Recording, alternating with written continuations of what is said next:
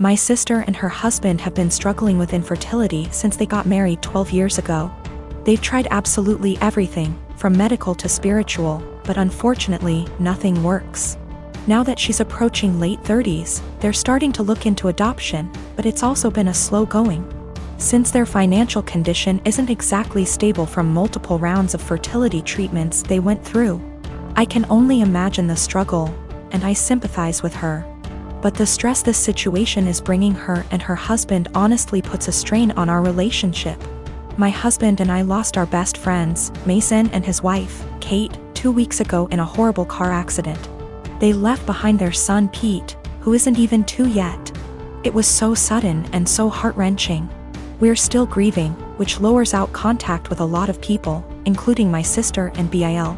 Our main concern right now is ourselves and Pete, whose custody has come to us because we're both his godparents. Actively engaged in Pete's life since his birth. And because Mason and Kate have neither left a will nor have immediate living relatives who can take him in.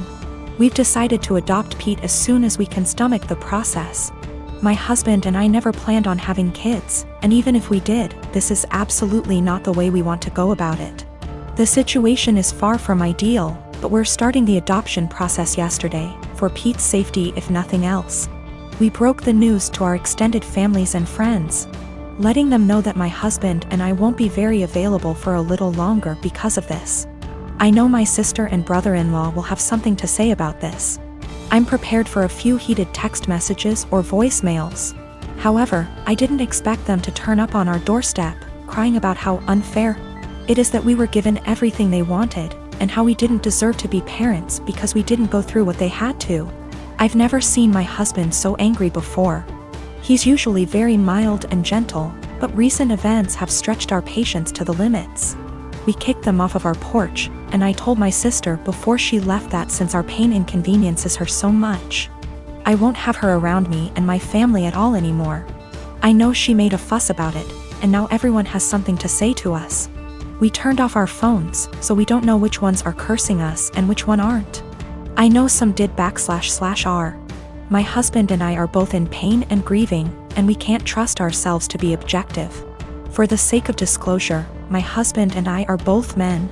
No, this is not a case of homophobia. My sister, for all her fault, was the first person to accept me for who I love. I am a 39-year-old male, and I lost my late wife 6 years ago. I have a 16-year-old son, Daniel, and I recently got engaged to my fiancé of 2 years. Her mom and I aren't on good terms because of how she behaves. She's a controlling, self-centered, Dolly Parton wannabe. I learned to ignore, but she's been annoying Daniel and criticizing his personality regularly. He's a private kid and still hasn't gotten used to the new family dynamic, but he's in therapy and is doing fine. She keeps diagnosing him left and right, calling him antisocial, autistic and other crap. Fact is, Daniel is a shy, well-mannered kid, but people confuse that with being antisocial.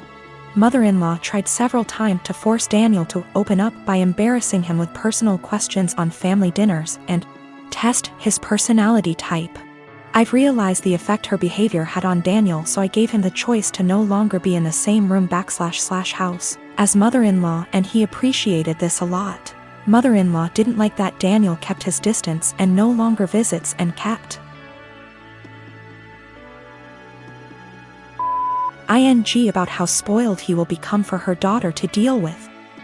I told her to stop bringing it up, but she cried, "I'm just doing this for Danny." Last week she visited unexpectedly, wanting to say hi to Daniel.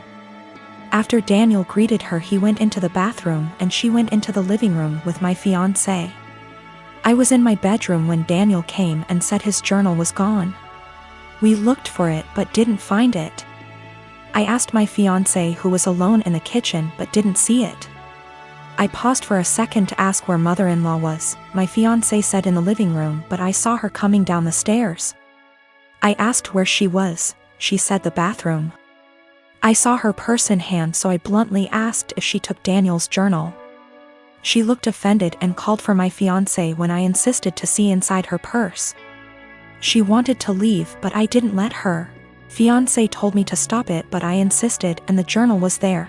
Mother-in-law tried to explain this was her only chance to get to know Daniel better because she cares about him. I blew up at her and berated her for stealing from my son and told her she's banned from my house for the stunt she pulled. She argued with me then left. My fiancé apologized for her but said banning her from the house was over the top. It backlashed and father-in-law argued and hoped his daughter realizes how I am and call off the wedding for refusing to apologize to Mil. Fiancé said her family won't come to the wedding till I reconcile with her mom and cancel the ban, but I won't let my son be disrespected in his own house and asked my fiancé to understand. I'm refusing to reconcile but am aware this could ruin my relationship with all my in-laws, not just mother-in-law, and my fiancé thinks I'm selfish to cause drama.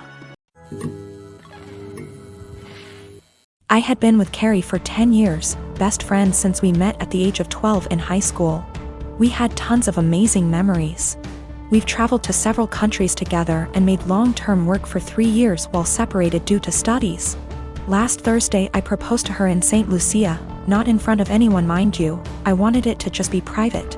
She didn't say anything and I was thinking, oh shit, did I say or do something wrong? She started crying and said she had something to explain to me. She didn't want to marry me because she'd been sleeping with the coworker she said was just a friend for around 3 months. She said she rationalized it was just a thing that would pass, but it's continued, and she said she loves me so much. More than I'll ever understand, that I've helped her so much and she doesn't even know why she has done this. She said she loved me too much to marry me knowing she'd done what she did. She doesn't love the guy.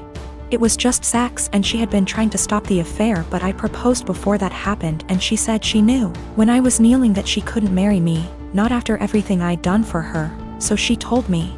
I feel like my whole world has shattered. We had an awkward flight home on Friday evening and haven't spoken since. She has tried calling me but I haven't answered and I have until Monday off, so I'm just here. I've barely eaten. I feel like there's a black hole in my stomach draining everything I have mentally. I can't wrap my head around the fact that she was cheating, that she lied, that she hid it from me. My sister apparently had some words for her. I'm trying to pretend I'm okay, but I'm not. Every morning that I've woken up since last week Friday morning has just been bleak. I love her so much but I've no intentions of getting back together. I don't think I would ever be able to trust her again, much less forgive her, for a very long time. My best friend brought a 6-pack yesterday and we drank in the evening. I cried my eyes out in the shower last night. I never cry, not even when my mom, who I was extremely close to, passed away. But I was sobbing like a child last night, and honestly I would have loved if my mom had been there to tell me it'd be okay. My sister brought over some breakfast this morning and basically made me eat because she knows I haven't really been eating lately. Zero appetite. I met this guy about 18 months ago, and we've been together since. He knows about my employment history, and he said that he has no issue with it. Though he did ask me to tell his family the white lie I occasionally use on my CV and stuff, which is that I was a waitress. A month ago we found out that I'm 2 months pregnant. He says this is great news, and we should move in together. I assumed he'd be moving into my place because he rents his far smaller 1-bedroom flat while I own mine. And I have room for a baby's room while he doesn't. Also, I really don't want to leave my flat. It's my flat, I love it, I could see myself living here for the rest of my life. And I don't want to lose the security of owning a flat and have to go back to paying rent or a mortgage each month. However, he then said that he didn't want to move into my place, and said I should sell it and we buy a place together. I said that I like my place, it means a lot to me that I was able to buy it. And it represents years of working my arse off, scrimping and saving. He then said that he understands all of that. But we should be living together by the time the baby comes, and he didn't want to live in my flat. I asked him why not. It's a great flat, it's central to everything, it's spacious, it's got room for all his stuff. There's a daycare in the building, run / owned by another tenant, and a school 5-minute walk away, the list goes on. And he said that he didn't want to live in a flat that was bought with stripper money. That really pissed me off, and I told him no. Way am I selling my flat, and that he never had an issue with my stripper money paying for this flat before now. I said I wasn't giving up the security of owning a home for someone who tries to make me feel ashamed about something I don't feel ashamed of. He said that his point is if I sold the flat then we could get a new place with the money from the sale. I said, wouldn't that still be stripper money? And he said that's different, and I asked how. He then said he was going back to his place because I can't talk to you when you're in this state. He's gone back to his flat now and he's texted me saying I'm overreacting / irrational and I need to think of this realistically, rather than emotionally. He says he wouldn't feel right raising a child in my flat knowing how I purchased it and selling back / moving is the best idea of all of us, not to mention the fact he isn't on the deed because it's my place and it would never feel like our place because of this. I feel I might be the arse because I get why he might feel like it's just my place and I feel I'm being too rigid, in a time we need to work together. Plus I spoke to my sister and she sided with him, so 2 out of 3 people think I'm in the wrong here. I dumped him. There was a whole conversation and during the conversation he said he didn't want to be a parent if I wasn't willing to do everything he wanted, including sharing a house back / deed, plus staying together.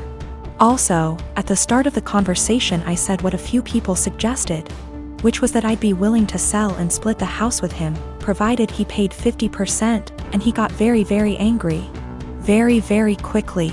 He also said a few other things, how it's all going to pan out just yet, but it looks like I'm going to be a single mother,